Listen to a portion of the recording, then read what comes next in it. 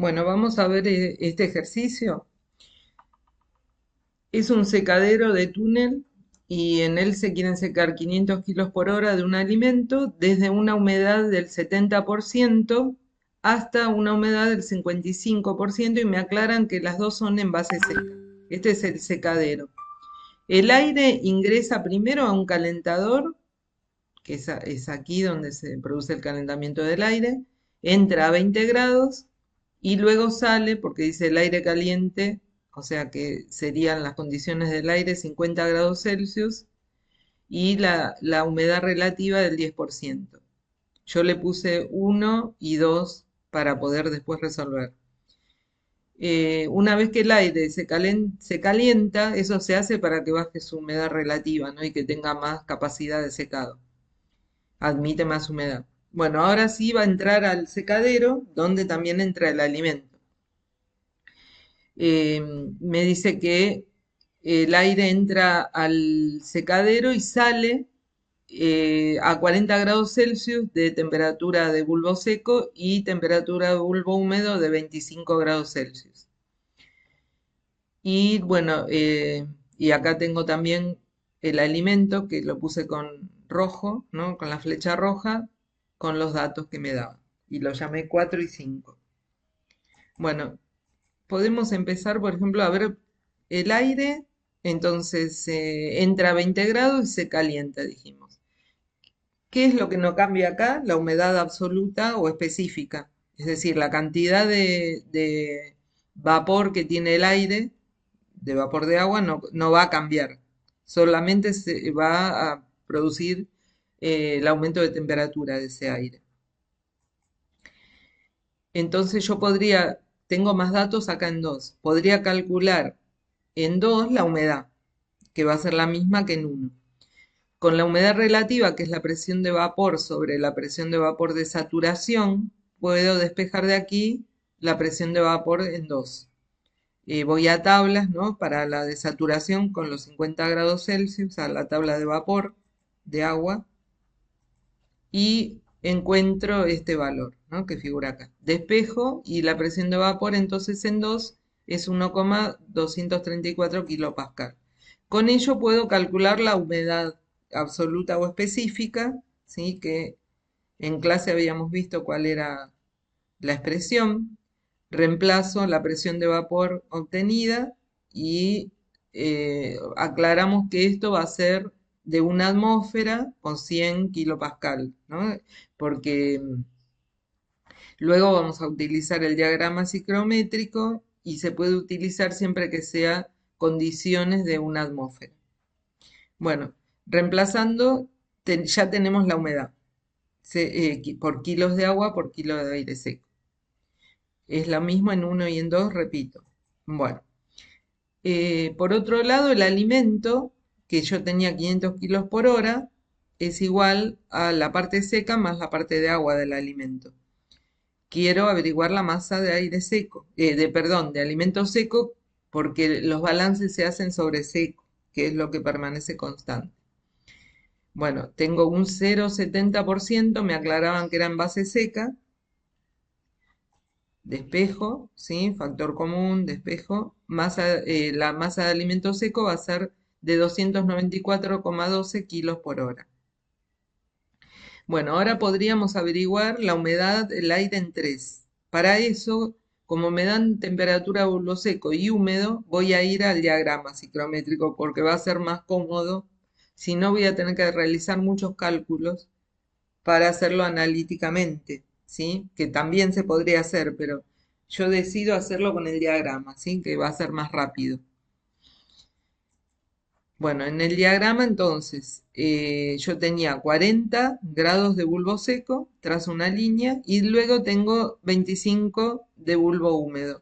Quiere decir que yo voy a subir con una línea hasta la línea de saturación, que es al 100%, y luego bajo a entalpía constante y hasta cruzar la línea de temperatura seco. Y este sería mi punto 3 en el diagrama, en el flowsheet. En este punto leo la humedad absoluta o específica y me da que es de 14 gramos de agua por kilo de aire seco. Bien, entonces puedo hacer un balance ahora de agua en secadero, porque más o menos ya tengo las condiciones. Entonces tenemos la masa de alimento seco por el 70% que era por kilo de seco de agua, ¿no? De agua por kilo de seco. Más la masa de aire seco a la entrada del secadero por la humedad, ¿sí? A la entrada que era la humedad 2 diríamos. Esto va a ser igual a la salida tengo el alimento seco por también un 55% era en base seca también, así que no pongo las unidades porque son las mismas que puse en la entrada, ¿sí? Más la masa de aire seco por la humedad en 3, que es la que averiguamos recién en el diagrama ciclométrico. Bueno, hacemos los cálculos. La incógnita sería la masa de aire seco, que es kilo de aire seco por hora. Bueno, ahora me pedían volumen de aire. Yo tengo masa, entonces voy a calcular el volumen específico, que es el volumen dividido la masa. Entonces el volumen específico utilizamos la expresión, ¿no? Porque es una masa de aire húmedo. Tenemos una cantidad de aire y una cantidad de agua, ¿sí? Por lo tanto, usando la constante, considerando como si fuera un gas ideal, porque trabajamos a muy bajas presiones y entonces podríamos cometer esa no es una aberración porque nos tomamos la licencia de considerarlo como un gas ideal, ¿sí? Bien, no va a haber mayores errores. Bueno, entonces tenemos la parte de la constante de los gases, la particular con respecto a la masa de aire y lo mismo con la de vapor de agua. La humedad, sí que teníamos, yo tomé la humedad a la entrada porque me están pidiendo cuánto aire necesito. Entonces, la humedad a la entrada y las condiciones de entrada, que eran 20 grados. Bueno, esto me da 0,85 metros cúbicos por kilo de aire. Entonces, podríamos despejar la masa, perdón, el volumen de aire, que sería la masa de aire seco por el volumen específico. Bueno, vemos simplificar las unidades, ¿sí? Yo ya lo expresé en litros por hora, ¿sí? Este kilo se va a ir, va a quedar metros cúbicos por hora, pero como un metro cúbico son 1000 decímetros cúbicos, que es lo mismo que litro, bueno, acá quedaría entonces. Por último, nos pedía que calculemos el calor que se necesita para calentar el aire al inicio.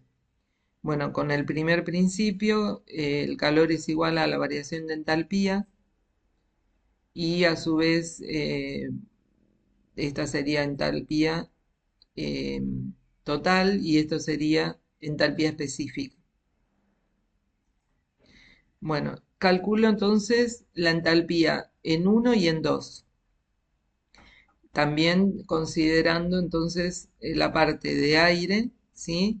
Cp por Tp, y la parte también del vapor de agua.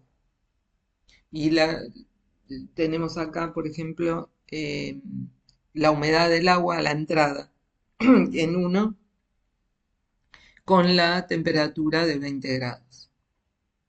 Y tenemos la entalpía y el Cp del agua. Lo mismo hacemos con la condiciones 2. Tenemos las dos entalpías. También se podría hacer esto gráficamente. Y luego reemplazando, ¿sí? Obtenemos el calor requerido en kilojoule por hora, pero lo voy a pasar a kilojoule por segundo, dividiendo por 3600 segundos, así me quedaría en kilowatts. Bueno, y aquí terminaría el ejercicio.